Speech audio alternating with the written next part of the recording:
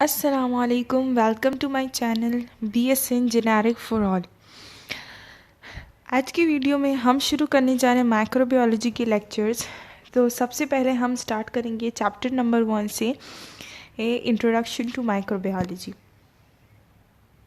पास कुछ ऑब्जेक्टिव्स हैं, जैसे कि डिफाइन करें माइक्रोबायोलॉजी को, इम्पोर्टेंस ऑफ माइक्रोबायोलॉजी, नर्सिंग, ये डिफरेंट ऑब्जेक्टिव्स हैं। तो स्टार्ट करते हैं हम video. Microbiology, first of all हम कंसेप्ट देखेंगे कि माइक्रोबायोलॉजी आखिर कहते किसे हैं। The term microbiology derives its name from the 3 Greek word micros. Microbiology का जो वर्ड है ये हमारे पास 3 ग्रीक वर्ड से निकला हुआ है। माइक्रोस का मतलब होता है स्मॉल, बायोस का मतलब होता है life, and logos mean study. तो हमारे पास इससे MCQ आ सकता है कि माइक्रोस का लफ्ज़ जो है वो किस उससे डिराइव्ड हुआ है, तो ग्रीक वर्ड से, और इनका क्या क्या मतलब है। Microbiology is a science that deal with the study of micro organisms. Microbiology जो है वो साइंस है जिसमें हम माइक्रो ऑर्गेनिजम्स के बारे में स्टडी करते हैं।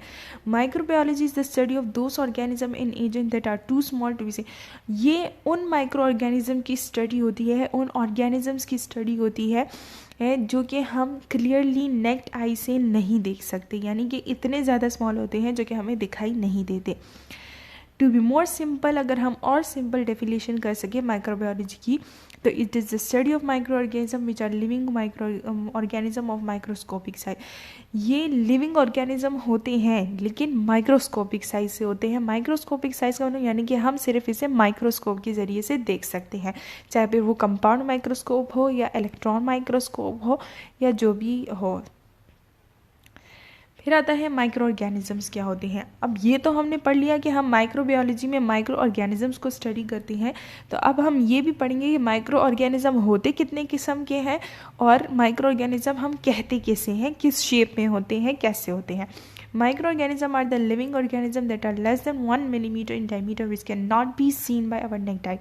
माइक्रो ऑर्गेनिज्म जो होते हैं ये भी लिविंग ऑर्गेनिजम्स होते हैं, यानी कि जानदार होते हैं, लेकिन लेस देन 1 मिलीमीटर। 1 मिलीमीटर इनकी डायमीटर जो होती है 1 मिलीमीटर से कम होती है, विच कैन नॉट, जो कि हम अपने नेक्ड आई से नहीं देख सकते। ये MCQ आ सकता है कि माइक्रो ऑर्गेनिज्म की साइज जो होता है लेस देन 1 मिलीमीटर होता है, which are not seen by naked eye. Micro organism जो होते हैं हम माइक्रोस्कोप के ज़रिए से देख सकते हैं, और ये सिंगल सेल या फिर क्लस्टर की शक्ल में होते हैं। या तो ये सिंगल सेल ऑर्गेनिज्म होगा या फिर क्लस्टर ऑफ सेल्स से बना होगा। माइक्रो ऑर्गेनिज्म जो है इंक्लूड द सेलुलर ऑर्गेनिज्म। हमारे पास आता है माइक्रो ऑर्गेनिज्म में जो सेलुलर ऑर्गेनिजम्स हैं लाइक बैक्टीरिया, इसमें सारे सेलुलर ऑर्गेनिज्म आते हैं जो कि सिंगल सेल पे बेस्ड होती हैं या फिर क्लस्टर ऑफ सेल्स पे बेस्ड होती हैं, जिसमें बैक्टीरिया आता है, फंजाई आते हैं, एल्गी और प्रोटोजोआस आते हैं। Viruses are also include as one of the micro organism that are acellular. और फिर हमारे पास आता है कि माइक्रो ऑर्गेनिज्म में हमारे पास सेलुलर आते हैं और ई सेलुलर भी आते हैं। सेलुलर में हमारे पास आ गया कि बैक्टीरिया, फंजाई, एल्गी और प्रोटोजोन्स आ गए। ई सेलुलर माइक्रो ऑर्गेनिज्म जो होती हैं वो उन्हें हम वायरसेस कहते हैं। Importance of microbiology in nursing. अब नर्सिंग में हम अगर पढ़ रहे हैं इसे BSN लेवल पे, तो माइक्रोबायोलॉजी की क्या इंपॉर्टेंस है नर्सिंग के लिए, या नर्सिस जो है उनके लिए माइक्रोबायोलॉजी किस लिए ज़रूरी है। Nurses are involve in managing all aspects of patient health and infection control in the hospitals. Nurses जो होती हैं वो पेशेंट के जितने भी हेल्थ और उसको किस तरह से इन्फेक्शन जो है उससे बचाना है, इन्फेक्शन से, हॉस्पिटल के अंदर या बाहर है, तो उस सारे जो एस्पेक्ट्स होते हैं उनको मैनेज करने का काम जो होता है वो नर्सिस का होता है। तो nurse must know microbiology, take care of patient and to protect oneself from pathogenic microorganism. इसीलिए नर्स जो है उसके लिए माइक्रोबायोलॉजी बहुत ज़्यादा इंपॉर्टेंट है, ताकि वो पेशेंट को हर तरह की इन्फेक्शन से, हर तरह के पैथोजेनिक माइक्रो ऑर्गेनिज्म जो होती है जो कि डिजीज़ कॉज करते हैं उससे प्रोटेक्ट जो होती है, उनके लिए माइक्रोबायोलॉजी जो है पेशेंट की जितनी भी केयर और जितने भी प्रोसीजर्स करते हैं उसके लिए बहुत ज़्यादा ज़रूरी होती है। और इसमें हमारे पास आता है कौन कौन से वो होते हैं कि अगर किसी नर्स को जो है वो माइक्रोबायोलॉजी के बारे में पता होगा, उसके पास नॉलेज होगी, तो वो किस तरह से हमें इन्फेक्शन को स्प्रेड होने से, इन्फेक्शन को फैलने से बचाना है वो जानती होगी। और किस तरह उसने एक स्टेराइल यानी कि जर्म फ्री जो है इन्वायरमेंट क्रिएट करना है या मेंटेन करना है वो भी उसे पता होगा। और किस तरह से एसेप्टिक मेथड से हमने किस तरह पेशेंट से स्पेसिमेन कलेक्ट करना है, यानी कि उसके जो भी ब्लड टेस्ट वगैरह होते हैं या कोई कल्चर करवाना होता है, हमें उसका कोई सैंपल लेकर लेबॉर्ट्री में भिजवाना होता है, तो उसे किस तरीके से, किस प्रॉपर तरीके से, किस एसेप्टिक तरीके से हम ले सकते हैं ताकि ना ही उसे कोई इन्फेक्शन हो ना ही हमें कुछ इन्फेक्शन हो। फिर आता है कि किस तरह से हमने हॉस्पिटल्स में जो है इम्यूनाइजेशन जो है उसे इम्प्लीमेंट करना है, यानी कि इम्यूनाइजेशन जो है ये बहुत ज़्यादा सेफ़ तरीके से हम किस तरह से पेशेंट को दे सकते हैं और किस तरह इसे इम्प्लीमेंट कर सकते हैं। तो ये तब सारी चीज़ें तब मुमकिन है जबकि एक नर्स को माइक्रोबायोलॉजी के बारे में पता होगा कुछ ना कुछ। तो इस वीडियो में मैं बिल्कुल शॉर्ट करने के लिए जो है जल्दी ये कवर अप करूँगी ताकि वीडियो जो है वो इतनी लंबी ना हो और आप ये देखते वक्त ज़्यादा बोर ना हो। तो इसके बाद हमारे पास आता है कि हम जैसे कि पढ़े हैं कि रोल ऑफ माइक्रोबायोलॉजी जो है नर्सेस का क्या रोल है इसमें, किस लिए उनके लिए ज़रूरी है। तो अब हमारे पास आता है कि ऐसे कौन कौन से वार्ड्स हैं जहाँ पे माइक्रोबायोलॉजी की बहुत ज़्यादा ज़रूरी है और वो नर्सेस जो हैं उन्हें इसके बारे में पता होना चाहिए ताकि वो इसे इम्प्लीमेंट कर सके। तो हमारे पास आता है कुछ ऐसे हेल्थ केयर सेटिंग्स में हमारे पास वो आ जाते हैं जहाँ पे नर्सिंग को केयर देने के लिए माइक्रोबायोलॉजी के बारे में नॉलेज होना बहुत ज़्यादा ज़रूरी है। तो सबसे पहले इसमें हमारे पास जो आता है वो आता है इन्फेक्शियस डिजीज़ और कम्युनिकेबल डिजीज़ वार्ड। हमारे पास आता है एक अलग सेपरेट वार्ड होता है कम्युनिकेबल डिजीज़ पेशेंट्स के लिए, यानी कि वो पेशेंट जिन्हें एक तरह की बीमारियां होती हैं, यानी कि अगर कोई एक पेशेंट आया है उसे ट्यूबरकुलोसिस है तो दूसरा पेशेंट ट्यूबरकुलोसिस, तो हम उसे किसी डायरिया पेशेंट वाले के साथ एडमिट नहीं करेंगे बल्कि उसे उसी वार्ड में एडमिट करेंगे जहाँ पे और ट्यूबरकुलोसिस के पेशेंट्स हैं।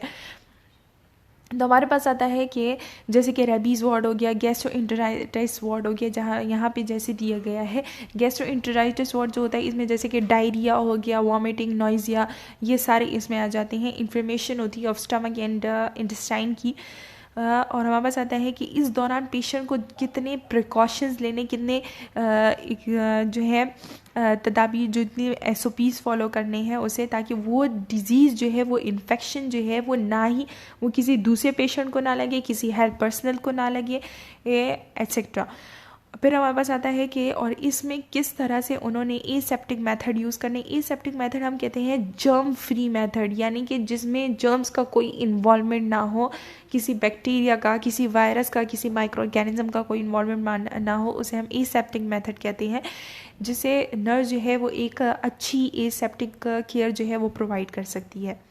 कि बर्न यूनिट्स जो हैं उसमें क्या रोल प्ले करते हैं। इनिशियली जो होता है हमारे पास बर्न जो होता है, अगर कोई जगह जल गई होती है तो वो पहले स्टेराइल होती है, यानी कि उस पर कोई भी जर्म्स नहीं होते, लेकिन बहुत ही ज़्यादा फ्यू टाइम में क्विकली वहाँ पे जो है जर्म जो है वो कॉलोनाइज होना स्टार्ट हो जाते हैं और नर्सेज जो हैं उन्हें इसके लिए बहुत ज़्यादा जो है इफ़ेक्टिव प्रिकॉशंस जो है वो लेनी होती हैं इस तरह के पेशेंट्स के लिए, ताकि वहाँ पे जो भी जो वॉन्ड है वहाँ पे ज़्यादा से कम कंटामिनेशन हो और जर्म्स जो है वो अंदर बॉडी के अंदर ना चले जाए, क्योंकि वहाँ पे ऑलरेडी जो है फर्स्ट लाइन ऑफ डिफेंस जो स्किन होता है वो ऑलरेडी रिमूव हो चुकी होती है, तो अंदर इन्फेक्शन कॉज करना बहुत ज़्यादा ईजी हो जाता है। तो इसके लिए बहुत ज़्यादा इफ़ेक्टिव प्रिकॉशंस की ज़रूरत होती है।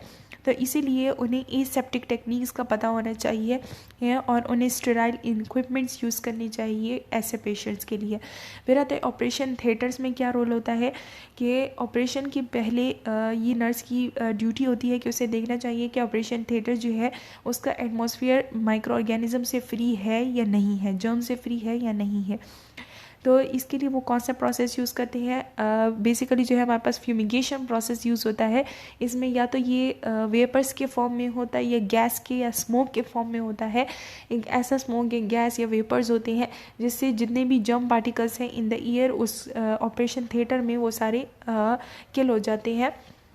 और टाइम टू टाइम मतलब एक ऑपरेशन होता है तो तब उसके बाद जब दूसरा ऑपरेशन होता है तो उसके लिए फ्यूमिगेशन की जाती है, फिर तीसरे के लिए टाइम टू टाइम ये किया जाता है।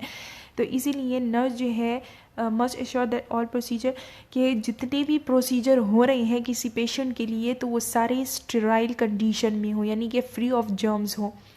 फिर हमारे पास आता है ऑब्स्टेट्रिक यूनिट्स है। ऑब्स्टेट्रिक यूनिट जो होते हैं वो यूनिट्स होते हैं जहाँ पे चाइल्ड बर्थ होती है। तो हमारे पास आता है कि मोस्टली जो मैटरनल मोर्टेलिटी रेट जो होता है वो किस वजह से होता है कि चाइल्ड बर्थ के बाद या एबॉर्शन के बाद जो भी उन्हें उनकी सर्जरी या उन्हें जो उनको जो ऑपरेट या कट लगा होता है तो उसका ज़्यादा ध्यान नहीं रखा जाता, जिसकी वजह से इन्फेक्शन उन्हें उस जगह पे कॉज हो जाता है और वो अंदर जाके बहुत ज़्यादा सीरियस बन जाता है। और इसका रीज़न जो है वो स्प्रेड ऑफ इन्फेक्शन है, जिसकी वजह से फिर हमारे पास फिलिबिटिस हम कहते हैं, पीरिटोनिटिस हम कहते हैं, इन्फ्लेमेशन ऑफ द पीरिटोनियम में फिर हमारे पास स्टमक लाइनिंग इन्फ्लेमेशन आ जाती है, इंटेस्टाइन और इधर जो नेबर हमारे पास ऑर्गन्स होते हैं उनकी स्वेलिंग हो जाती है। और फिलिबिटिस जो होती है हम कहते हैं इन्फ्लेमेशन ऑफ द वीन को, वेन्स की जब इन्फ्लेमेशन होती है। और nurse can play a role, और इसके लिए जो है नर्स का इसमें क्या रोल हो सकता है कि वो उसके चाइल्ड बर्थ से पहले भी केयर प्रोवाइड करे, चाइल्ड बर्थ के बाद भी और ड्यूरिंग द चाइल्ड बर्थ भी एक ऐसी प्रोटेक्टिव और इफ़ेक्टिव केयर प्रोवाइड करे है, जिससे हमारे पास क्या होता है कि और जब नर्स हेल्प करती है चाइल्ड बर्थ के दौरान, और फिर जो हमारे पास आता है पोस्ट नेटल जो केयर होती है आफ्टर द चाइल्ड बर्थ के बाद 6 पीरियड्स की 40 डेज़ की जो केयर होती है, 6 वीक्स 40 डेज़ तकरीबन बनते हैं, उसकी जो केयर होती है उसे हम प्यूरियम कहते हैं।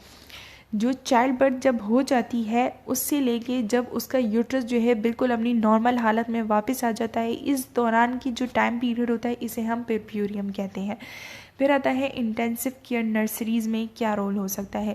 इंटेंसिव केयर नर्सरी जो होती है इसमें बहुत ज़्यादा एक्सपीरियंस स्टाफ को जो है एम्प्लॉयड किया जाता है, जिनके पास अच्छी नॉलेज हो इंक्यूबेटर्स के बारे में।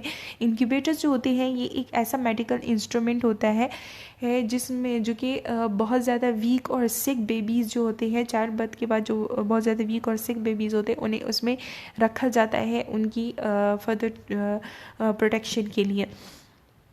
गैस्ट्रोस्टोमी फीडिंग हमें कैसे करवानी है, यानी कि जो कि गैस्ट एसोफेगस और जो कि हम खुराक की नाली से जो डायरेक्ट हम फीडिंग करवाते हैं वो किस तरह करवानी है। एक्सचेंज ट्रांसफ्यूजन यानी कि जितनी भी हमने फ्लूइड एक्सचेंज करवाने हैं वो किस तरह होंगी। रिस्पायरेटर्स हमने कैसे यूज़ करने हैं, मास्क वगैरह ऑक्सीजन के लिए, और अम्बिलिकल कैथेटर्स हमने कैसे यूज़ करने हैं, विच आर नेसेसरी, जो कि एक इन्फेंट्स के लिए बहुत ज़्यादा ज़रूरी होते हैं। तो इसीलिए इसके लिए एक स्किलफुल और नॉलेजेबल जो पर्सन होता है उसे एम्प्लॉय किया जाता है। और नर्स जो होती है वो हमेशा ये चेक और बैलेंस रखती हैं कि क्या वो एटमॉस्फेयर जिसमें इंटेंसिव केयर नर्सरी जो होती हैं उसका एटमॉस्फेयर जो है वो स्टेराइल है या नहीं है। बेसिकली इंटेंसिव केयर नर्सरी जो होती हैं ये चाइल्ड्स के लिए होती हैं। फिर हमारे पास आता है एंटोनी वॉन लिवेनहुक। ये एंटोनी वॉन लिवेनहुक जो है इन्होंने यहाँ से जो है माइक्रोबायोलॉजी का स्टार्ट हुआ। तो ये एक डच फ़िलासफ़र थे, इसमें से बहुत ज़्यादा MCQs जो है वो आ सकते हैं। ये एक डच फ़िलासफ़र थे जो कि 24 अक्टूबर 1632 को बोर्न हुए, और इन्हें जो है फादर ऑफ बैक्टीरियोलॉजी कहा जाता है क्योंकि इन्होंने सबसे पहले जो है बैक्टीरिया को, माइक्रो ऑर्गेनिजम्स को दरियाफ्त करने वाले जो है एंटोनी वॉन लिवेनहुक थे। और इन्हें फादर ऑफ बैक्टीरियोलॉजी और प्रोटोजोलॉजी भी कहा जाता है। प्रोटोजोलॉजी यानी कि सिंगल सेल इन्होंने बैक्टीरिया ड्राफ्ट किया था बिकॉज ऑफ और इनकी कंट्रीब्यूशन जो है बहुत ज़्यादा है बैक्टीरिया और प्रोटोजोआ की फील्ड्स में। फिर आता है उन्होंने सबसे पहले जो सिंपल माइक्रोस्कोप है वो जो है डिस्कवर किया था एंटोनी वॉन लिवेनहुक ने। सबसे पहला माइक्रोस्कोप था और सिंपल माइक्रोस्कोप था और सिंगल लेंस माइक्रोस्कोप था। ये भी याद रखना है कि सिंगल लेंस माइक्रोस्कोप था और इसकी मैग्नीफिकेशन पावर जो है अप टू 300x थी। ये सिंगल लेंस माइक्रोस्कोप था जिसमें इन्होंने वो पार्टिकल्स जो है वो देखे थे जिसे बाद में बैक्टीरिया का नाम दिया गया, माइक्रो ऑर्गेनिजम्स का नाम दिया गया। ही ऑब्जर्व उन्होंने बैक्टीरिया देखा था इन थीथ स्क्रैप में माइक्रोस्कोप के नीचे, और फिर उन्होंने इसे एनिमल क्यूज़ का नाम दिया गया। एनिमल ये MCQs आता है कि एनिमल क्यूज़ का नाम जो है माइक्रो ऑर्गेनिज्म को किसने दिया, बैक्टीरिया को, तो एंटोनी वॉन लिवेनहुक ने दिया। और एंटोनी न्यूमैन हुक जो है, इन्होंने जो पार्टिकल्स सबसे पहले डिस्कवर किए थे, जिन्हें इन्हें मॉलिक्यूल्स का नाम दिया गया। बाद में पता चला कि ये यीस्ट के पार्टिकल्स थे, यानी कि फंगस था। वो जो पार्टिकल्स उन्होंने यूनिसेलर पार्टिकल्स जो माइक्रो ऑर्गेनिज्म, वो फंगस था। ये पे बाद में डिस्कवर हो गए। फिर आता है कि फ्रांसिस्को रेड्डी की क्या कंट्रीब्यूशंस थी माइक्रोबायोलॉजी की फील्ड में।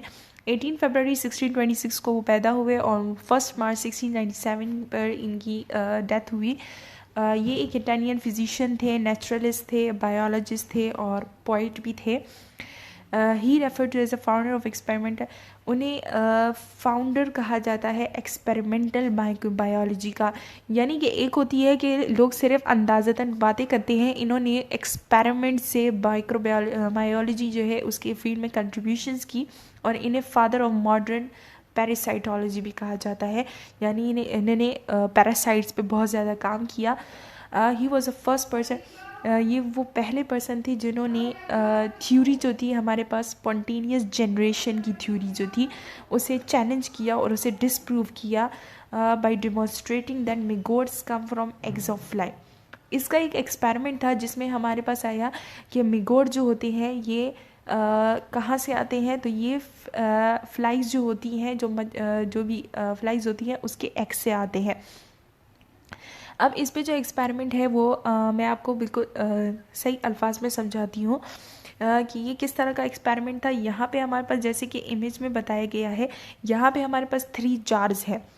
इस जार में हमारे पास फर्स्ट जार जो है, हर एक जार में जो है मीट का जो है एक टुकड़ा रख दिया गया है। फर्स्ट जार जो है वो ओपन है, यानी कि उस पर हमने कुछ भी नहीं रखा है, उसे ढका नहीं है। सेकंड वाला जो है उसे हमने कॉर्क से सील किया हुआ है। कॉर्क जो है एक लकड़ी का बना हुआ होता है ढक्कन सा, इसे हमने सील किया है, यानी कि इसके अंदर एयर नहीं जा सकती। फिर आता है एक गॉस्ट कवर्ड कंटेनर है कि यानी कि इसमें एयर जो है वो फिल्टर होके जा सकती है। गॉस्ट का मतलब कि जाल सा है और इसे फिल्टर होके जाएगी। अब फर्स्ट वाला जो बिल्कुल ओपन था तो उसमें जो है मिगोट्स की फॉर्मेशन हो गई, यानी कि मिगोट्स ये एक तरह के माइक्रो ऑर्गेनिजम्स हैं जो कि बन गए। फिर आता है कि दूसरा जो था जिसने हमने कॉर्क से सील किया था, इसमें मिगोट्स नहीं बने, माइक्रो ऑर्गेनिज्म नहीं बने। फिर आता है कि थर्ड वाला जो था जिसे हमने गॉस्ट किया गया था, उसमें भी माइक्रो ऑर्गेनिज्म जो है वो नहीं बने। तो इससे क्या प्रूव्ड हुआ, फ्रांसिस्को रेड्डी ने किस तरह से स्पॉन्टेनियस जनरेशन थ्योरी को डिसप्रूव किया कि हमारे पास आता है कि ये मिगोट जो होते हैं ये हमारे पास, उन्होंने कहा स्पॉन्टेनियस जनरेशन थ्योरी में कहा गया था ये खुद ब खुद माइक्रो ऑर्गेनिज्म बनते हैं, लेकिन ऐसा नहीं था, खुद ब खुद नहीं बनते, बल्कि ये मिगोट जो है जब ओपन कंटेनर था तो फ्लाइज आई, वो इस मीट के टुकड़े पर बैठी और वहाँ पे जो है रिप्रोड्यूस करती रही और वहाँ पे माइक्रो ऑर्गेनिज्म जो है वो डिस्कवर्ड हुए।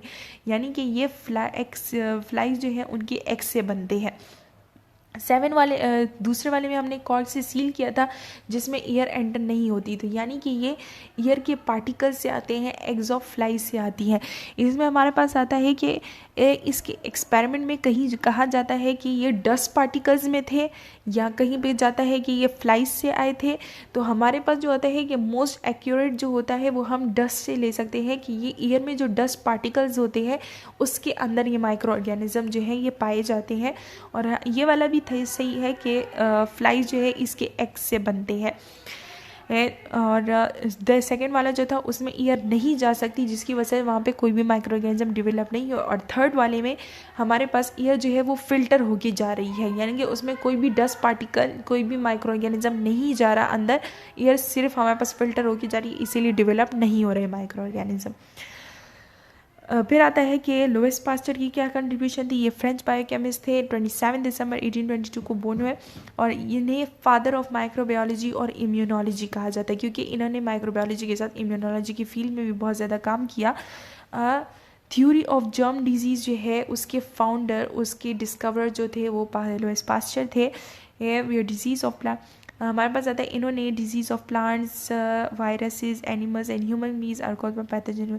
उन्होंने कहा कि जितनी भी प्लांट्स में डिजीज़ है, एनिमल्स में, ह्यूमन बींग्स में आती है, वो एक पैथोजन, वो किसी न किसी तरह माइक्रोब्स की वजह से आती है। पैथोजेनिक माइक्रोब जो होती है उनकी वजह से कॉज होती है। उन्होंने ए बायोजेनेसिस थ्योरी को डिसप्रूव किया बाय कंडक्टिंग, उन्होंने एक एक्सपेरिमेंट कंडक्ट किया, स्वान नेक फ्लास्क एक्सपेरिमेंट जिसे हम कहते हैं। उन्होंने डिस्कवर किया कि presence of bacteria in the air and classified the bacteria into aerobic and anaerobic form. उन्होंने ये डिस्कवर किया कि एयर के पार्टिकल्स में जो बैक्टीरिया है वो प्रेजेंट होते हैं, और फिर उन बैक्टीरिया को एरोबिक और एनारोबिक फॉर्म्स में डिवाइड करने वाले, डिफरेंशिएट करने वाले भी लुईस पास्चर थे। अब लुईस पास्चर जो एक हमारे पास होती है बायोजेनेसिस थ्योरी, एक होती थी है ए बायोजेनेसिस थ्योरी। ए बायोजेनेसिस थ्योरी में कहा जाता है कि लिविंग थिंग्स जो है वो नॉन लिविंग थिंग्स से अराइज होती हैं, और बायोजेनेसिस थ्योरी में कहा जाता है कि लिविंग थिंग्स जो है वो लिविंग थिंग्स से ही अराइज होती हैं है। और जर्म थ्योरी जो होती है ये हमारे पास बताती है कि डिजीज़ जब भी कॉज होती है तो वो माइक्रो ऑर्गेनिजम्स की वजह से कॉज होती है। ऑल्सो आपको इन थ्योरीज की समझ आ रही होगी। फिर लुईस पास्चर जो है, इन्होंने माइक्रोबायोलॉजी का टर्म जो है ये भी लुईस पास्चर की वजह से आया है, एरोबिक और एनारोबिक के टर्म्स भी। उन्होंने डिस्कवर्ड किया कि एनारोबिक माइक्रोब्स जो होती हैं ये शुगर की फर्मेंटेशन में हमारे पास बहुत ज़्यादा अहम रोल प्ले करती हैं। एनारोबिक माइक्रोब्स जो होती हैं जिन्हें ऑक्सीजन की ज़रूरत नहीं होती फॉर रिप्रोडक्शन, फॉर रिप्रोड्यूसिंग, इनकी एयर की ज़रूरत नहीं होती, फॉर परफॉर्मिंग सेलुलर फंक्शंस, उन्हें ऑक्सीजन की ज़रूरत नहीं होती, तो वो बहुत ज़्यादा अहम रोल प्ले करते हैं फर्मेंटेशन ऑफ शुगर में। उन्होंने टेक्निक्स डेवलप, इस पास्चर जो है इन्होंने बहुत ज़्यादा अहम टेक्निक्स डेवलप की कि हम किस तरह मिल्क जो है और वाइन जो है इसे हम स्पॉइल होने से बचा सकते हैं, इसे हम ख़राब होने से कैसे बचा सकते हैं। उन्होंने पास्चराइजेशन टेक्निक डेवलप की, डिस्कवर की, और उन्होंने फर्स्ट आइसोलेट किया बैक्टीरिया को कॉजिंग, जो कि कॉज करता है कॉलरा। जो है ये कॉज होता है बाय विब्रियो कॉलरा बैक्टीरिया से, और इन्होंने इसे आइसोलेट किया। स्वान नेक फ्लास्क एक्सपेरिमेंट, हमारे पास फ्लास्क एक्सपेरिमेंट जो है ये spontaneous generation versus biogenesis theory जो है इसके उस पे था। तो हमारे पास आता है कि लुईस पास्चर जो है 1861 में उन्होंने ये एक्सपेरिमेंट परफॉर्म किया। इसमें हमारे पास आता है कि एक इन्फ्यूजन लिया गया, मिक्सचर ऑफ लिक्विड जो था उसे हीट किया गया। जब हीट किया गया तो उससे वेपर्स उठेंगे, और जैसे कि फर्स्ट ये हमारे पास ए वाले में जो बताया गया है तो उससे वेपर्स बनेंगे, और वो जो उसका फ्लास्क जो था वो नेक्ड शेप का था। तो स्वान नेक फ्लास्क, यानी कि स्वान जो है एक ऑर्गेनिज्म है, जानवर है जिसकी नेक जो है वो इस तरह होती है जैसे कि इस फ्लास्क की है, तो उसको देख के ये बनाया गया। तो इससे वेपर्स जो हैं वो ऊपर जो है उस फ्लास्क के ज़रिए से बाहर की तरफ जाएंगे, ओपन एंड की तरफ एस्केप होंगे। फिर आता है कि जब हमने हीट करना बंद कर दिया तो इन्फ्यूजन जो है वो सेटल डाउन हो गया। अब एयर जो है वो आधी बाहर मूव कर रही है, आधी अंदर मूव कर रही है। फिर जब इस पे बहुत ज़्यादा मंथ्स गुजर गए, बहुत ज़्यादा वक्त गुजर गया, ये इसी तरह पड़ा रहा, तो इन्फ्यूजन जो है वो अब ज़ाहिरी बात है कि इन्फ्यूजन स्टेराइल तो नहीं रहेगा। डस्ट पार्टिकल जो है वो एक स्वान जो फ्लास्क है उसके एक साइड पे बेंड हो गए, सेटल डाउन हो गए, जो बेंडिंग था फ्लास्क का वहाँ पे सेटल डाउन हो गए। फिर भी में हमारे पास आता है कि ये जो स्टेराइल इन्फ्यूजन था सेट इन फ्लास्क, अब हमारे पास आता है कि जो हमारे पास और इन्फ्यूजन था जो लिक्विड था वो अब स्टेराइल है। अब हमारे पास क्या है कि फ्लास्क जो है इसे हमने टिल्ट किया, यानी कि घुमाया फिराया ताकि वो डस्ट पार्टिकल के कांटेक्ट में आ जाए ये लिक्विड। अब हमारे पास क्या आया कि माइक्रोब्स अपीयर इन्फ्यूजन, अब हमें उस इन्फ्यूजन में, उस लिक्विड में माइक्रोब्स नज़र आने लग गए। तो इसका क्या मतलब हुआ कि डस्ट पार्टिकल में जो है माइक्रोब प्रेजेंट थे। तो हमारे पास आया कि स्पॉन्टेनियस जनरेशन की थ्योरी जो है वो डिस्प्रूव हो गई, और बायोजेनेसिस की थ्योरी प्रूव्ड हो गई कि डस्ट पार्टिकल्स में माइक्रो ऑर्गेनिज्म मौजूद है। फिर आता है रॉबर्ट कोच की क्या कंट्रीब्यूशन थी। ये जर्मन माइक्रोबायोलॉजिस्ट थे जो कि 11 दिसंबर 1843 को पैदा हुए, और इनकी कंट्रीब्यूशन जो है माइक्रोबायोलॉजी की फील्ड में थी और मेडिकल साइंसेज में थी, बहुत ज़्यादा वैल्यूएबल, बहुत ज़्यादा एक अहमियत रखते हैं। और उन्होंने फर्स्ट टाइम जो है कल्चर टेक्निक जो है बैक्टीरिया कल्चर जो है लेबॉर्ट्री में किसने डेवलप किया, तो वो रॉबर्ट कोच थे। फिर आता है कि उन्होंने डिस्कवर्ड किया बैक्टीरिया को जो कि ट्यूबरकुलोसिस कॉज करता है, ये आपने एमसीक्यूज़ के लिए याद रखना है। उन्होंने डेवलप किया for the first time staining technique जो है वो भी रॉबर्ट कोच ने डेवलप की। उन्होंने स्टेन किया बैक्टीरिया को विद एसिडिक और बेसिक स्टेन से। रॉबर्ट कोच जो है उन्होंने isolated and identified different kind of bacteria from various sample. उन्होंने बहुत सारे सैंपल से हमें डिफरेंट काइंड ऑफ बैक्टीरियाज के बारे में बताया, आइडेंटिफाई किया, आइसोलेट किया उन्हें, और उन्होंने प्रूव्ड की।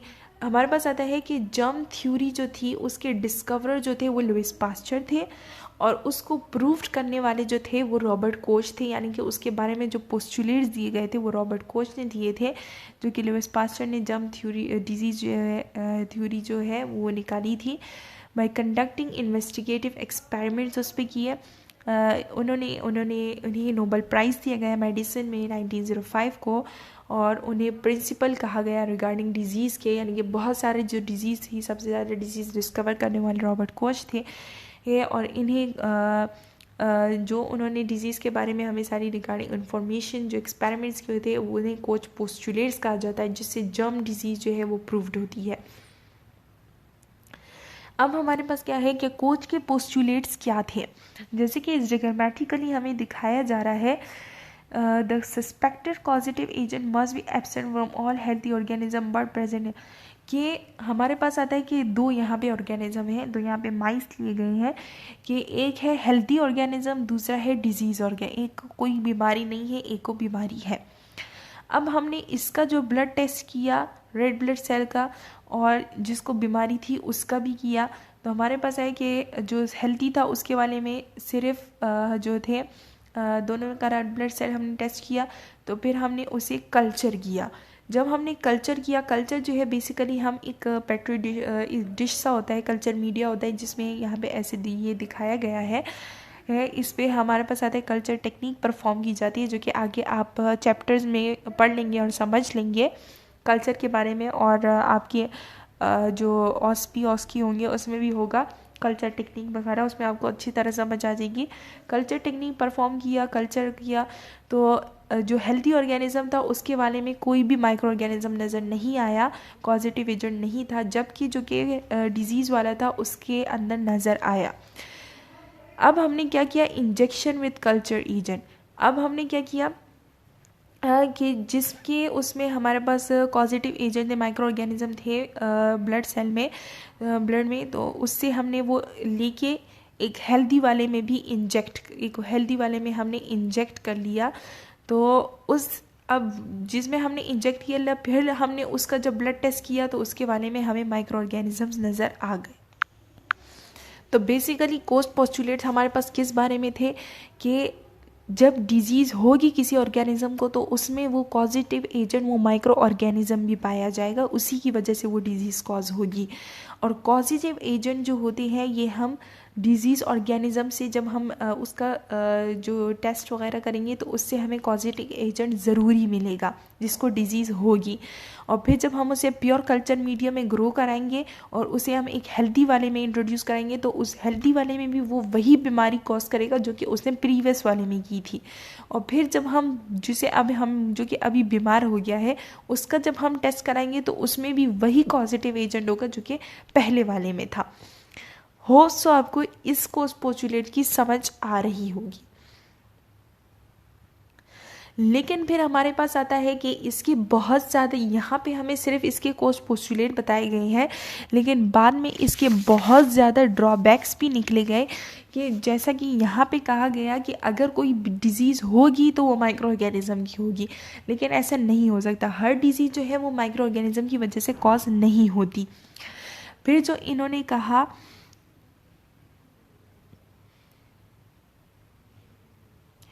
कि ज़रूरी है कि जो है माइक्रो ऑर्गेनिज्म जिसमें अंदर हम इनोकुलेट करेंगे, जिसके अंदर हम डाल देंगे, इंजेक्ट कर देंगे तो उससे भी वही बीमारी होगी जो कि प्रीवियस वाले को हुई थी।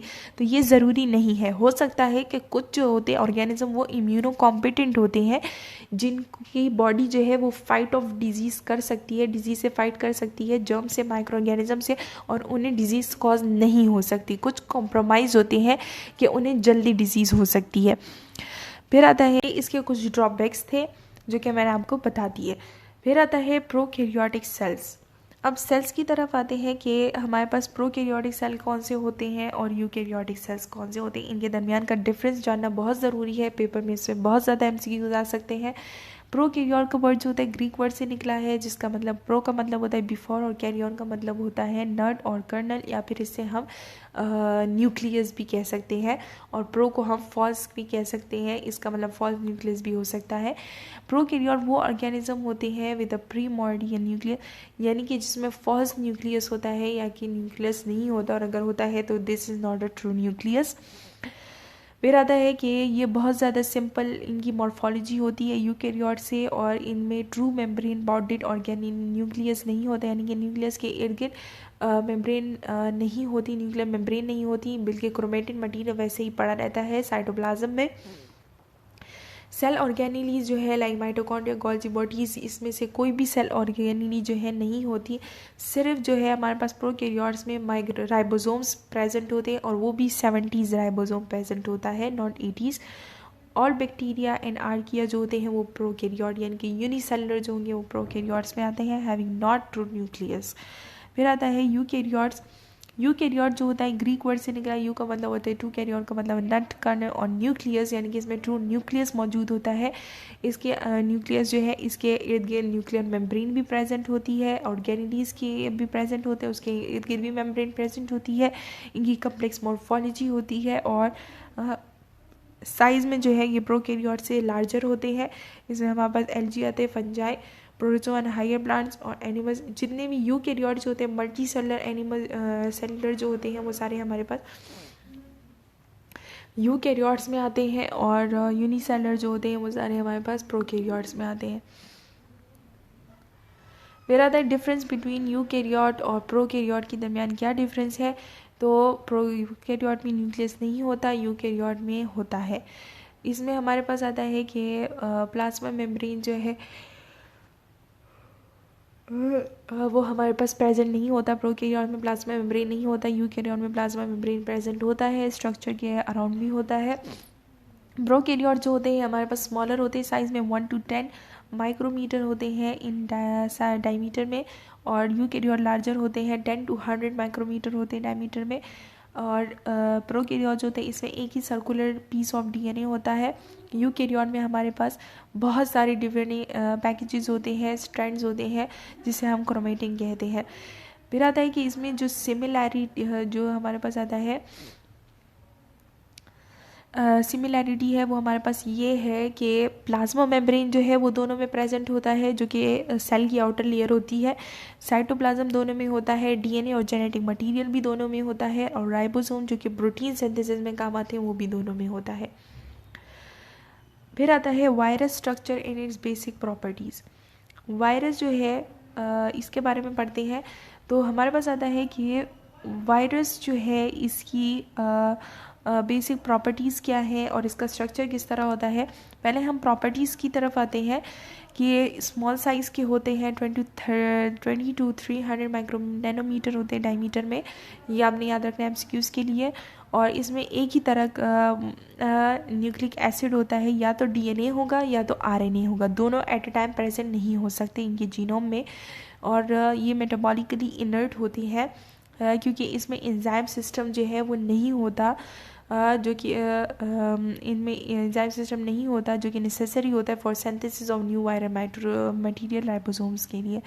हमारे पास आता है कि इसमें मेटाबॉलिज्म का प्रोसेस जो होता है वो इतना कुछ खास नहीं होता, क्योंकि मेटाबॉलिज्म जो है वो सारी एंजाइम्स पे डिपेंड करती है, और एंजाइम सिस्टम जो होता है वो वायरसेस में होता नहीं है।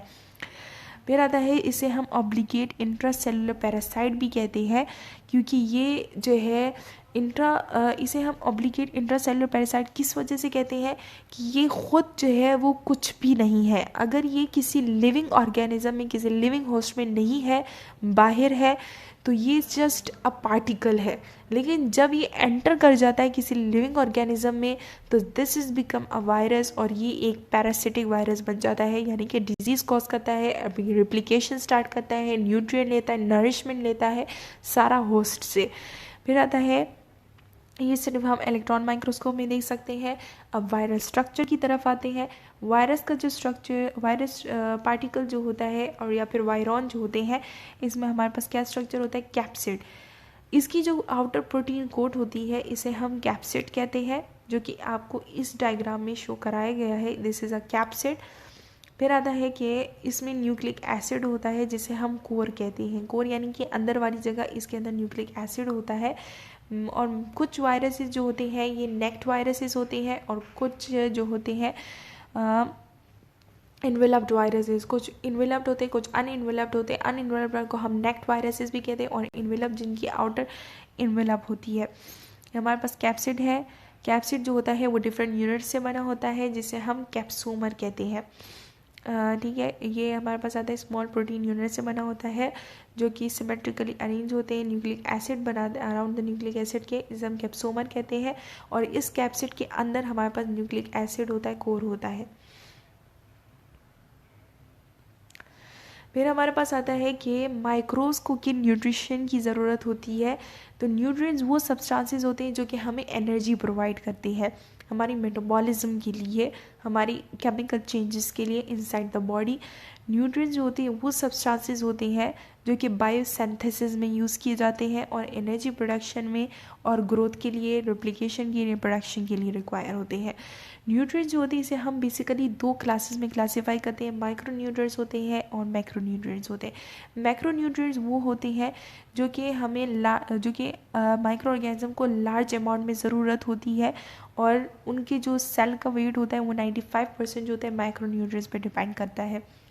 बेसिक माइक्रोबियल मैक्रो न्यूट्रिएंट्स जो होते हैं हमारे पास H2O, carbon, oxygen, hydrogen, nitrogen, sulphur और फॉस्फोरस आते हैं। माइक्रोबियल न्यूट्रिशन में हमारे पास आता है कि सबसे पहले वाटर अगर हम देंगे, मैक्रो न्यूट्रिएंट जो है मैक्रो न्यूट्रिएंट में जो होते हैं वो 95% कंस्टिट्यूट करते हैं, और 5% जो होते हैं माइक्रो न्यूट्रिएंट होते हैं। अब इन 95% में से जो होते हैं हमारे पास डिफरेंट यूनिट्स आ जाते हैं, जैसे कि वाटर, कार्बन, हाइड्रोजन, ऑक्सीजन। तो वाटर जो होता है, ये जितनी भी सेलुलर एक्टिविटीज़ होती हैं वाटर के बगैर बिल्कुल भी पॉसिबल नहीं है। वाटर जो होता है किसी माइक्रो ऑर्गेनिज्म का जो सेल होता है उसका 70 to 90% वेट जो होता है वो वाटर का सिर्फ होता है। ये यूनिवर्सल सॉल्वेंट यानी कि हर तरह की जो सॉल्यूट होते हैं वो इसमें डिसॉल्व हो सकते हैं। And it dissolve many chemical substances, और ये बहुत ज़्यादा केमिकल सब्सटेंस को डिसॉल्व कर सकता है, न्यूट्रिएंट्स बनाता है, जो कि फिर माइक्रो ऑर्गेनिज्म जो होती है उनकी एब्जॉर्प्शन, उनको एनर्जी सप्लाई करने के लिए मौजूद होते हैं। फिर आता है कि कार्बन। कार्बन जो होता है ये भी एक एसेंशियल न्यूट्रिएंट है, और 50% जो होता है सेल का वेट वो कार्बन पे मुश्तमिल होता है, बैक्टीरिया सेल का। हमारे पास आता है कि कार्बन के दो मेजर सोर्सेज होते हैं, ऑर्गेनिक तरीके से भी हम ले सकते हैं और इनऑर्गेनिक तरीके से भी। हमारे पास आता है कि कार्बन डाइऑक्साइड जब हम लेते हैं तो ये इनऑर्गेनिक सोर्स है कार्बन का। कार्बन डाइऑक्साइड जो है, ये कार्बन डाइऑक्साइड जो है वो कार्बोहाइड्रेट की फॉर्म में लेते हैं प्लांट सोर्स से या फिर किसी और सोर्स से। तो हमारे पास आता है जैसे कि ग्लाइकोजन हो गया, या प्लांट सोर्स हमारे पास स्टार्च हो गया। तो इस सोर्स में जब हम लेते हैं तो वो ऑर्गेनिक सोर्स होता है। फिर आता है ऑक्सीजन। ऑक्सीजन जो है बहुत ज़्यादा इंपॉर्टेंट है लाइफ के लिए, हमारे पास आता है, लेकिन कुछ ऐसे एक्सेप्शन बैक्टीरिया बचे हैं जिनका ऑक्सीजन की ज़रूरत नहीं होती। हमारे पास आता है कि जो ऑक्सीजन कंडीशन हमारे पास आते हैं वो बैक्टीरिया जो कि ऑक्सीजन के बगैर लिव नहीं कर सकते, उसे हम स्ट्रिक्ट एरोब्स कहते हैं, यानी कि ऑक्सीजन के बगैर नहीं रह सकते। जिसमें हमारे पास एग्जांपल में आता है, एमसीक्यूज़ के लिए इंपॉर्टेंट है, माइकोबैक्टीरियम ट्यूबरकुलोसिस, और वो होते हैं जो कि एब्सेंस ऑफ ऑक्सीजन में ग्रो कर सकते हैं, जिसे हम स्ट्रिक्ट एनारोब्स कहते हैं। एनारोब्स का मतलब ए मीन्स एब्सेंट, एनारोब्स मीन्स हमारे पास आता है ऑक्सीजन की एब्सेंस होती है, जिसमें हमारे पास एग्जांपल में आता है क्लोस्ट्रीडियम टेक्नी, इंपॉर्टेंट फॉर एमसीक्यूज़। हमारे पास आता है और कुछ ऐसे बैक्टीरिया होते हैं जो कि बोथ कंडीशन में रह सकते हैं, जिसे हम फैकुलेटिव एनारोब्स कहते हैं। हमारे पास आता है कि फैकुलेटिव एनारोब्स यहाँ पे जो लिखा गया है, लेकिन ये थोड़ा सा मिस्टेक सा है। फैकल्टेटिव एनारोब्स जो होते हैं ये हम उन्हें कहते हैं जो कि हमारे पास होती एरोब्स है, यानी कि ऑक्सीजन कंडीशन में उन्हें रहना पसंद होता है, लेकिन इनके पास फैसिलिटी होती है, इनके पास कैपेसिटी होती है, कैपेबिलिटी होती है कि ये एनारोबिक कंडीशन में भी रह सकते हैं। फैकल्टेटिव एनारोब का मतलब इनके पास कैपेबिलिटी है कि एनारोब कंडीशन में रह सकते हैं, होते ये एरोब्स है। अगर ये फैकल्टेटिव एरोब्स होता तो फैकल्टेटिव एरोब्स बैक्टीरिया जो होते हैं वो होते एनारोब्स हैं, लेकिन उनके पास फैसिलिटी होती है, फैकल्टी होती है कि वो एरोबिक कंडीशन में रह सकते हैं। ओके, ये डिफरेंस याद रखना बहुत ज़्यादा ज़रूरी है। फिर आता है नाइट्रोजन जो है बहुत ज़्यादा मेजर सोर्स है प्रोटीन का। प्रोटीन में बहुत ज़्यादा नाइट्रोजन होते हैं, न्यूक्लिक एसिड में होता है और हमारे पास आता है बहुत ज़्यादा इम्पॉर्टेंट है। फिर आता है कि हमारे पास आता है बैक्टीरिया का जो सेल होता है, इसका 20% जो वेट होता है वो नाइट्रोजन का होता है। माइक्रो ऑर्गेनिज्म जो होते हैं नाइट्रोजन ऑर्गेनिक और इनऑर्गेनिक सोर्सेज से ऑब्टेन करते हैं। ऑर्गेनिक सोर्सेज जो होते हैं वो अमाइनो एसिड्स हैं और अदर ऑर्गेनिक नाइट्रोजन जो कंटेनिंग कंपाउंड्स होते हैं, प्रोटीन्स वगैरह, ये सारे हमारे पास ऑर्गेनिक सोर्स है। इनऑर्गेनिक सोर्सेज जो होते हैं इसमें एटमॉस्फेरिक नाइट्रोजन जो होता है जो कि फिक्स होता है बाई ल्यूमिनस प्लांट्स, नाइट्रेट और एमोनिया वगैरह सारे इनऑर्गेनिक सोर्सेज है। फिर आता है सल्फ़र। सल्फ़र जो होता है ये बहुत ज़्यादा इसेंशियल कंस्टिट्यूएंट है प्रोटीन्स का भी। और हमारे पास आता है कि प्राइमरीली ये हमारे पास सल्फ़र कंटेनिंग अमाइनो एसिड्स में होता है। कुछ ऐसे अमाइनो एसिड्स होते हैं जो कि सल्फ़र कंटेन करते हैं, जो कि हमारे पास दो हैं, सिस्टीन और मिथियोनिन जो होते हैं, ये सल्फ़र कंटेनिंग अमाइनो एसिड्स हैं जो कि आप बायो केमिस्ट्री जो है उसमें पढ़ लेंगे। और कुछ बैक्टीरिया जो होते हैं ये हाइड्रोजन सल्फाइड जो होते हैं और सल्फाइड जो होते हैं ये यूज़ करते हैं as a source of sulphur के तौर पे। फिर आता है फोस्फोरस। फोस्फोरस जो होता है ये बहुत ज़्यादा इंपॉर्टेंट कंपोनेंट है बैक्टीरियल सेल का। और हमारे पास आता है इसमें न्यूक्लिक एसिड भी होता है। ये हमारे पास आता है कि न्यूक्लिक एसिड में भी फोस्फोरस की ज़रूरत होती है, फोस्फोलिपिड्स में भी फोस्फोरस की ज़रूरत होती है, न्यूक्लियोटाइड्स में भी। और न्यूक्लियोटाइड में ऐसा PO4 की ज़रूरत होती है। फोस्फोरस जो PO4 की तरफ पे ज़रूरत होती है और ATP में भी हमारे पास फोस्फोरस की ज़रूरत होती है। तो ये सारे इसके कंस्टिट्यूट करता है, फोस्फोरस पे डिपेंड करते हैं। कॉमन सोर्स जो होता है फोस्फोरस का फॉर बैक्टीरिया के लिए फोस्फेट सॉल्ट्स होते हैं। फिर हमारे पास आता है माइक्रो न्यूट्रिएंट्स, वो होते हैं जो कि हमें बहुत ज़्यादा कम अमाउंट, ट्रेस अमाउंट में ज़रूरत होती है, रिक्वायर्ड होते हैं ऑर्गेनिजम्स को। कॉमन माइक्रो न्यूट्रिएंट्स में हमारे पास sodium, magnesium, calcium, potassium, chlorine, manganese, iron, zinc और कोबाल्ट आते हैं। और ये हमारे पास आते हैं कि ये माइक्रो न्यूट्रिएंट्स जो होते हैं ये ज़्यादातर पार्ट्स होते हैं इंजाइम्स के और कोफैक्टर्स के, जो कि हमारे पास सारी इंजाइम एक्टिविटी कैटलिस्ट के तौर पे जो काम करते हैं। केमिकल रेट ऑफ रिएक्शन जो है, केमिकल रिएक्शन जो होता है इसे स्पीड अप करते हैं। ये जितने भी माइक्रो न्यूट्रिएंट्स जो होते हैं ये माइक्रो ऑर्गेनिजम्स को इनकी ज़रूरत होती है, अपने इन्वायरमेंट से ये लेते हैं। Some of the bacteria can not live in the absence of specific, और बहुत सारे ऐसे बैक्टीरिया होते हैं जो कि इन माइक्रोन्यूट्रिएंट्स के बगैर रह नहीं सकते, जिसे हम फेस्टिडियस ऑर्गेनिज्म चूज़ी से होते हैं कि अगर उन्हें वो न्यूट्रिएंट्स, फेस्टिडियस बेसिकली हम कहते हैं चूज़ी से होते हैं कि अगर उन्हें वो चीज़ ना मिले तो वो ज़्यादा अच्छे से ग्रो नहीं कर सकते या फिर रिप्रोड्यूस नहीं कर सकते, आगे उनकी डेवलपमेंट नहीं हो सकती। फिर आता है कि क्लासिफिकेशन ऑफ बैक्टीरिया। बैक्टीरिया को हम बेसिकली जो है वो दो तरह से क्लासीफाई करते हैं। एक न्यूट्रिशन के बेस पे जो कि हमने अभी कर लिया है, माइक्रो न्यूट्रिएंट और मैक्रो न्यूट्रिएंट, और हमारे पास आता है जैसे कि एरोब्स और एनारोब्स न्यूट्रिशन की बेसिस पे थे और मोर्फोलॉजी की बेसिस पे हम इसे क्लासीफाइड किए करते हैं। तो ये भी आपको पता होना चाहिए कि बैक्टीरिया को हम कितने तरीक़ों से क्लासीफाई कर सकते हैं। बैक्टीरिया जो होती है सिंगल सेल माइक्रोब होता है, इसका सेल स्ट्रक्चर बहुत ज़्यादा सिंपल होता है अदर ऑर्गेनिज्म से, और क्योंकि इसमें कोई भी न्यूक्लियस नहीं होता, प्रोकैरियोट होता है, मेम्ब्रेन बाउंडेड ऑर्गेनिज्म भी नहीं होते, और instead their control centre containing, और इनका जो कंट्रोल सेंटर होता है जो कि कंटेन करता है जेनेटिक इन्फॉर्मेशन होती है, जहाँ पे वो एक single circular loop of DNA होता है। मॉर्फोलॉजी की बेसिस पे अगर हम डिवाइड करें तो हमारे पास आते हैं कि 4 टाइप्स ऑफ बैक्टीरिया होते हैं, कोकाई, बेसिलाई, स्पायरोशीरा, एक्टिनोमाइट्स। कोकाई जो होते हैं ये ओवल और स्फेरिकल शेप के होते हैं, और ये जो होते हैं पेयर में भी हो सकते हैं। पेयर में जब होंगे तो पेयर में कौन कौन से ऑर्गेनिजम्स हो सकते हैं? नमूनियो कोकाई, मेनिंजो कोकाई और गुनो कोकाई।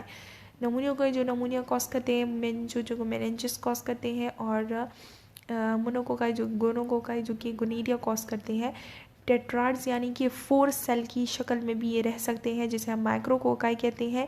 चेन की ये फॉर्म में भी ये हो सकते हैं, जिसे हम strapped means chain, cocci means cocci जो चेन की फॉर्म में होते हैं। क्लस्टर में भी हो सकते हैं, स्टेफेल मीन्स क्लस्टर ग्रुप को हम कहते हैं स्टेफेलोकोकाई। फिर आता है और ये आपको याद रखना जरूरी कि कोकाई जो होते हैं वो और कितने डिफरेंट कैटेगरीज में वो हो सकते हैं, पेयर में हो सकते हैं, टेट्राड में हो सकते हैं, चेन में और क्लस्टर में। फिर बेसिलाई आता है, ये रॉड शेप के होते हैं, जैसे कि यहाँ भी ये डायग्राम आपको दिखाई बेसिलाई कोकाई, तो ये रॉड शेप के होते हैं। और इसमें हमारे पास आता है कि 4 और टाइप्स हैं। कोको बेसिलाई होते हैं जिनकी लेंथ और वेट जो होती है वो सेम होती है, यानी कि जितने मोटे उतने लंबे। और ब्रोसेला इसमें हमारे पास एग्जांपल है। स्ट्रेप्टोबेसिलाई होते हैं जो कि चेन की शक्ल में अरेंज होते हैं, जिसे हम स्ट्रेप्टोबेसिलस कहते हैं। कॉमा शेप के होते हैं, ये बहुत ज़्यादा यूनिक होते हैं। विब्रियो जो कि विब्रियो कॉलरा कॉज करते हैं। स्पाइरोला होता है जो कि स्पाइरलम हम कहते हैं, स्पाइरोशीट की तरह होते हैं। फिर हमारे पास आता है कि स्पाइर शीट जो होते हैं ये सिलेंडर फ्लेक्शियस स्पाइरल होते हैं, यानी कि ऐसे गोल गोल से होते हैं, स्पाइरल शेप के होते हैं, जैसे कि आप यहाँ पे देख सकते हैं डायग्रामेटिकली। ये इसमें हमारे पास आता है ट्रेपोनेमा पेलिडियम आता है। इसकी एग्जाम्पल में ये आपने एग्जाम्पल ज़रूर याद रखनी है। एक्टिनोमाइड्स आते हैं, इसमें ब्रांचेज होती हैं, फिलामेंटियस ब्रांचेज होती है, जैसे कि यहाँ पे आप देख सकते हैं डिप्लोकोकाई है, पेयर में है, टेट्राड है, 4 है, स्टेफेलोकोकाई है, क्लस्टर है, और सार्सिना हम कहते हैं 16 को, यानी कि 8 पेयर्स और 16 सेल्स के मास को हम सार्सिना कहते हैं। और फिर आता है रॉड शेप में, अगर देखें तो रॉड वाला जो होता है सिर्फ चेन में पाया जा सकता है। हमारे पास आता है रॉड शेप में हमारे पास क्लस्टर नहीं बनते, सिर्फ चेन में होता है, या फिर सिंगल होता है, सल्मोनेला टाइप ही आ गया। फ्लैजिलेटेड रॉड्स होती हैं जिसमें बहुत ज़्यादा फ्लैजिला निकले होते हैं। और स्पोर फॉर्मर रॉड्स भी होते हैं जिसे हम क्लोस्ट्रीडियम बॉट्यूलिज्म कहते हैं, स्पोर फॉर्म रॉड्स होते हैं, ये भी याद रखें। फिर आता है स्पाइरल्स होते हैं। स्पाइरल्स में हमारे पास आता है कि विब्रियोस आते हैं, विब्रियो कॉलर जो कॉज करता है, हेलिकोबैक्टर पायरोरी आता है, और ट्रेपोनेमा पेलिडियम जिसे हम स्पाइरोशीट आता है। Based on mode of nutrition और ग्रोथ के बेसिस में हम जब डिवाइड करते हैं तो ऑक्सीजन की रिक्वायरमेंट पे हम डिवाइड करते हैं एरोबिक और एनारोबिक में। एरोबिक जिन्हें ऑक्सीजन की ज़रूरत होती है वो इसके बगैर ग्रो नहीं कर सकते। ये तीनों में हमारे पास क्या फ़र्क है। ऑब्लिगेट एरोब्स जो होते हैं जो कि सिर्फ ही ऑक्सीजन कंडीशन में रह सकते हैं, जिसमें हमारे पास एग्जाम्पल है पी एरोजिनस। और फैकल्टेटिव एरोब जो होते हैं जो कि होते मतलब इनके पास फैसिलिटी होती है, फैकल्टी होती है, कैपेबिलिटी होती है कि ये एरोबिक कंडीशन में रह सकते हैं, होते एनारोब्स हैं, जिसमें हमारे पास आता है इकोलाई, स्ट्रेप्टोकोलाई आता है। फिर आता है माइक्रो एरोफिलिक, जिन्हें बहुत ज़्यादा कम मिकदार में ऑक्सीजन की ज़रूरत होती है, उसे हम माइक्रो एरोफिलिक कहते हैं। कंपाइलोबैक्टर जिजुनी जो कि आप नाम से भी याद रख सकते हैं। माइक्रो मीन्स कम, एरो मीन्स एयर जो ऑक्सीजन है, और फिलिक बहुत ज़्यादा कम मिकदार में ज़रूरत होती है। एनारोबिक जो होते हैं जिन्हें ऑक्सीजन की ज़रूरत नहीं होती, इसमें ऑब्लिगेट एनारोब होते हैं और एरोटॉलरेंट एनारोब होते हैं। ऑब्लिगेट एनारोब जिन्हें ऑक्सीजन की बिल्कुल भी ज़रूरत नहीं होती, और अगर ऑक्सीजन हो तो वो नहीं रह सकते। क्लोस्ट्रीडियम टेटनी और बैक्टीरियोइड्स आते हैं। एरोटॉलरेंट एनारोब कि अगर ऑक्सीजन हो या ना हो उन्हें कोई फ़र्क नहीं पड़ता, वो रह सकते हैं उसमें, उसे हम एरोटॉलरेंट एनारोब कहते हैं, यानी कि वो टॉलरेट कर सकते हैं ऑक्सीजन को। फिर आता है कि कार्बन डाइऑक्साइड की रिक्वायरमेंट के बेस पे अगर हम देखें इसकी क्लासिफिकेशन, तो इसमें आता है कैप्नोफिलिक बैक्टीरिया जिनको higher amount of carbon dioxide की ज़रूरत होती है ग्रोथ के लिए। 5 to 10% कार्बन डाइऑक्साइड की ज़रूरत होती है और 15% ऑक्सीजन की। इसके एग्जाम्पल में है हीमोफिलस इन्फ्लुएंजा और ब्रुसेला एबॉर्टियस। टेम्परेचर के बेस पे क्लासिफिकेशन जब हम करते हैं तो इसमें हमारे पास आता है 3 तरह के आते हैं, साइक्रोफाइल्स, मीजोफाइल्स, थर्मोफाइल्स। साइक्रोफाइल्स वो होती हैं जो माइक्रो जो होती हैं ये 0 to 20 डिग्री सेंटीग्रेड के टेम्परेचर के दरमियान ग्रो कर सकते हैं। इसकी एग्जांपल में है Arthrobacter, Psychrobacter species and members of the genera Halomonas, Pseudomonas, Hyphomonas and Sphingomonas. Meso means दरमियाना, ये हमारे पास 25 to 40 डिग्री सेंटीग्रेड के टेम्परेचर में रह सकते हैं। Listeria, monocytogenes, Staphylococcus aureus and ये आपने एग्जांपल्स याद रखनी है, ये एमसीक्यूज में आ सकती है। थर्मोफाइल्स जो होते हैं ये ग्रो करते हैं within 55 to 80 degree centigrade. Bacillus stearothermophilus, Alicyclobacillus, acidocaldarius. First chapter जो है आपके लिए थोड़ा बहुत इन बैक्टीरिया की नाम की वजह से मुश्किल होगा, लेकिन जो जो आप माइक्रोबायोलॉजी आगे आगे पढ़ते जाएंगे ये आपके लिए बहुत ज़्यादा ईजी होता जाएगा। मेरा आता है कि पीएच के बेस पे हम क्लासिफिकेशन करते हैं। ये सारी क्लासिफिकेशन जो है न्यूट्रिशन और ग्रोथ के बेसिस पे हो रही है। एसिडोफाइज होते हैं, अल्कलीफाइज और न्यूट्रोफाइज। एसिडोफाइज वो जो कि एसिडिक कंडीशन में ग्रो कर सकते हैं microbes below 4 degree below 4 pH के, जिसमें हमारे पास आता है लैक्टोबैसिल है। अल्कलीफाइल हमारे पास वो होते हैं जो कि अल्कलाइन pH पे ग्रो करते हैं 8.2 to 8.9 तक, जिसमें विब्रियो कॉलरा आता है। न्यूट्रोफाइज होते हैं जो कि एक न्यूट्रल pH पे ग्रो करते हैं 7.2 to 7.6। मोस्ट पैथोजेनिक बैक्टीरिया जो होते हैं ये न्यूट्रोफाइज होते हैं। फिर आता है लाइट के बेसिस में हमारे पास आता है फोटोट्रोफ्स होते हैं, कीमोट्रोफ्स होते हैं। तो हमारे पास आता है फोटोट्रोफ्स। फोटो का मतलब होता है लाइट, वो बैक्टीरिया जो कि डिराइव करते हैं एनर्जी से, जो है उन्हें सनलाइट से एनर्जी की ज़रूरत होती है, सनलाइट से एनर्जी लेते हैं। फोटोट्रोफिक ऑर्गेनिज्म जो होते हैं इसमें हमारे पास एल्गी आते हैं। एल्गी में हमारे पास कैल्प्स इसमें आते हैं। अदर प्रोटिस्टा जो होते हैं सच प्रोटिस्ट में हमारे पास एग्जाम्पल में आता है यूग्लिना।